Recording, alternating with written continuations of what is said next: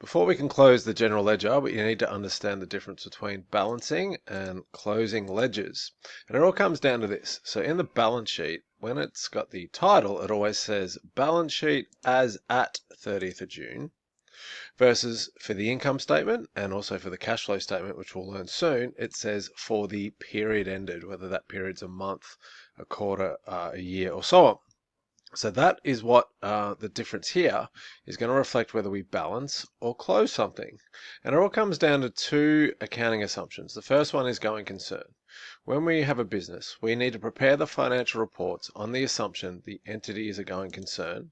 And what we assume is the business will continue to exist and operate into the future, will not be wound up in the near future, and will continue its activities as a going concern forever. So if this is today, we never put a finite limit on the life of the business. We say it will last forever and into infinity. However, that's a bit stupid because it's not like, a business doesn't, will exist forever without having to calculate its profit. So what we do is we're going to break that useful life or that infinite life into reporting periods. And our period assumption says that. It says the financial reports, and we know the balance sheet, we're learning the income statement, and the third one will be the cash flow statement. They're going to need to be prepared for a particular period of time. For example, month, half year, and no longer than a year. Why? So results can be compared over time from one period to the next. Profit can be determined for each period by matching our revenues with our expenses. And we can make a distinction between the things that the economic benefits that we used or consumed this period, they'll be called expenses, and assets, they'll be economic benefits that will be used or consumed in the future. So essentially what we're doing, if the life of the business is infinite, we need to take snapshots of it as it goes, as that life transpires. So to apply that going concern assumption, the life is infinite, but every now and again we better take a look at what the business looks like as at a certain date, and that's called our balance sheet. And so whilst the life is still assumed to be infinite, as at another period, the end of the period, let's take a look at what the business looks like, and so on into the future. And then we combine that with our period assumption, which says, all right, well, if we're taking a look at what the business looks like as at a certain date, at the end of each period, how did it perform during the period? And that's going to be our income statement. So we look at how is the performance during this period in period one, and then at the end of period one, what does the business look like? That'll be our balance sheet. Period two, how did the business perform? That'll be our income statement. During the period, and at the end of the period, what does the business look like? That'll be our balance sheet, and so on. So the best analogy we can give of this, if you're new to this sort of concept, is looking at the dam. So if we've got, say, this dam here holds all the water for Melbourne that we use at home. Well, the dam will exist forever. It's just going to exist, and we can't put a finite life on when the dam is going to end. So what we'll do is during its life, though, we'd still like to know, well, how much water is in the dam as at today. So a certain stopped snapshot at a certain point in time in the future. But also, so if we look here, we could say at the end of the period, which could be a month, how much water was in the dam as at the end of this period. So it was 72% full. And then at the end of the second period, the water level in the dam went down to 64%. And then at the end of the third period, the dam was 80% full. So that's our balance sheet. It takes a snapshot of the dam as at a certain date, how much water is in it. Well, what the income statement does is it tells us how much did the water in the dam rise or fall during the period. So let's say during period one, the water level rose 4% and it ended at 72%. But we can see here at the end of the second period, the water level went down to 64%. So during the period, the water must have gone down 8%, and that would be our income statement. And at the end of the third period, the water level was 80%. So during the third period, the water level must have risen 16%. So we're looking at what was the performance or the water level during the dam, in the dam during the period, down here. And in the balance sheet, we're looking at what was the water level as at the end of each period. Obviously, instead of water for a business, we need to sort of express it and say, well, when we say how we're going to measure the performance with the income statement, what are we going to look at? We're going to look at our revenues and our expenses, and that will determine our net profit. And at the end of the period, when we take a snapshot, what does the business look like as at a certain date in the balance sheet? We're going to look at assets, liabilities, and known as equity. And then another period will go by. We'll look at how did the business perform. We'll look at the income statement, revenues, less expenses. And then we'll take a snapshot, which will be our balance sheet. What are our assets?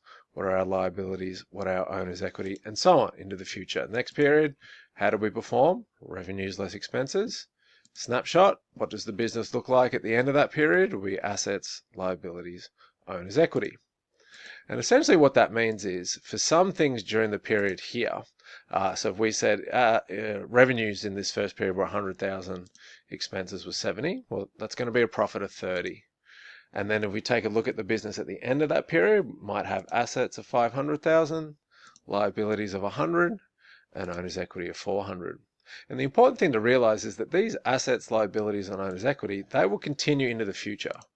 They always, not like the next day on the first day of period 2, we have no assets and they disappear. Or our liabilities disappear overnight. That doesn't happen. These balances continue into the future. How long for? We don't know, but we assume forever because we apply the going concern principle. But these balances here for revenues and expenses, we shouldn't carry them forward. So if we carry $100,000 of revenues forward into period 2, we're including revenues from period 1 and period 2, likewise with the expenses. So what we should do is as soon as we enter a new period with our revenues and expenses, we should reset them back to 0.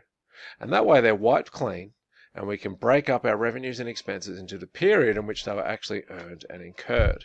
And that way, for period 2, we can now measure the performance with a clean slate. So what we can do is say maybe revenues in period 2 were 120 and expenses were 80, and we can now measure the performance of period 2. But if we didn't just go back a step and wipe them back to 0, the period 1 expenses and revenues will be buried in here already. And we don't want that because they're not relevant to the second period. So we reset them to 0 so we can actually measure our performance for the second period. So how does that affect our financial records? Well, what we're going to say is all our assets, liabilities, and owner's equity accounts, they will be balanced. The balance of these will be carried forward into the next period, applying our going concern assumption. So for example, the bank balance continues into the future. So if that was our bank ledger at the end of June, we'd balance it. So we'd say, here it is. Here's a snapshot of the business at the end of June. And that's going to carry forward into the future. It's not like it disappears overnight. So we would balance that up by figuring out the bigger side, which is our debits. Write the same number on the same line on the opposite side here. Subtract away the figure here for the credit, and that'll give us a balance of 12,000. And we carry that forward into the future because we're going to assume that all these accounts will exist in the future. So we better carry forward the balance. So that'll be for assets, liabilities, and owner's equities. But what about for our revenues and expenses? Well, we're going to treat them differently. We're going to say these will be closed. And what that means is the balance of these will be reset to 0 at the end of each period because they relate to one period only. The sales for June, for example, are not relevant to July. So we should reset sales to 0 at the end of June. So let's say here's our cash sales ledger at the end of June. It's got $20,000 in it. Well, that was $20,000 of revenue for June. This should not continue into the future. These sales are for June only. They are not for July. So here's what we shouldn't do. We shouldn't balance that and carry forward the balance into July. Because then, as soon as July starts, we'd already have $20,000 of revenue and we haven't earned it because that revenue was for June. So what we should do instead is that's wrong, is we should reset this ledger here back to 0. So if we just look at it blank again, how are we going to reset it back to 0? Well, if it's got a credit there, it's going to need a debit here. And I'll put some question marks because we've got to figure out what account that's going to be, and we're going to do that in a separate video. But for now, we'll just say that would reset sales, cash sales, back to 0 because we've got a credit of 20 and a debit of 20. And now it's nice and blank. So in July, we can enter July sales. So this is called closing, not balancing. And all it does is it resets here. We said reset the balance back to 0. And that way, when July happens, we can enter the revenues for July without any of the revenues from June mixed up in there. So, at the end of the period, we could summarize this and say ledgers are either balanced, with like bank, the ledger was balanced and carried forward into the next period, or, and we'll do that, sorry, for assets, liabilities, and owner's equities, or it's going to be closed. The balance of the account is reset to 0 at the end, like it was here.